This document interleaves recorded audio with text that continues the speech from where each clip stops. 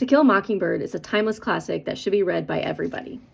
It was written by Harper Lee in 1960 and takes place in the South in Alabama during the 1930s, during the Great Depression, when the Civil War was well over, but racism and inequalities still heavily existed. The story is told through Scout, a 6-year-old's eyes, about growing up in the South during this time as a female, and in this racist town who were still holding on to their old ways. It is a timeless classic that should be read by everyone and is enjoyed by middle schoolers on up to elderly people. The themes are universal and relatable to everyone, and Scout lives with her father, Atticus, who is a lawyer, and he was elected by the state legislature. He is well-respected, well-educated, and a very fair man. Scout has an older brother by 4 years, Jim, and Calpurnia, their cook, also lives with them. She is part of the family since they especially lost their mother as a very young children. And Atticus is their older, wise father who teaches them valuable lessons, life lessons throughout the book, and they teach him some as well, especially while they're going through this difficult time of their lives.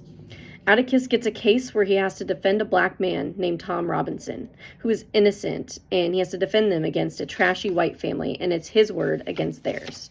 And they say that he raped their daughter, and they are clearly lying, and he's very credible. Unfortunately, he's convicted anyway of a crime he did not commit, and it's very obvious, and the kids and the family have to deal with this and the fallout of it. The kids have to deal with the ugliness of the trial and all of the people they know, their teachers and the people, their neighbors. They all find out that they're racist as well.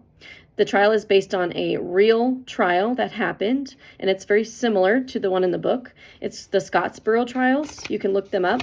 I taught this novel to 8th graders for a decade, and every single one of my students admitted that they at least liked the book a little bit, or they absolutely loved it. And so teaching it to students today is well worth it.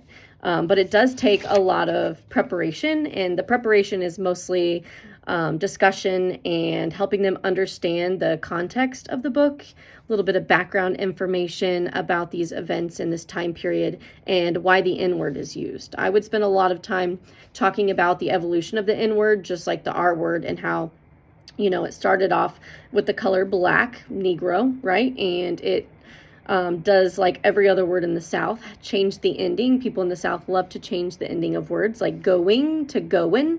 And so I just tried to explain it that the ending changes because it was a Southern thing. And it was acceptable at the time period. It wasn't great, but over time, it had really developed a negative connotation. And so once you establish those kinds of things, you'll be set up for success, and the students of yours will remember reading this book for the rest of their lives. So it's totally worth it. You should do it. Reach out if you have any questions, and good luck.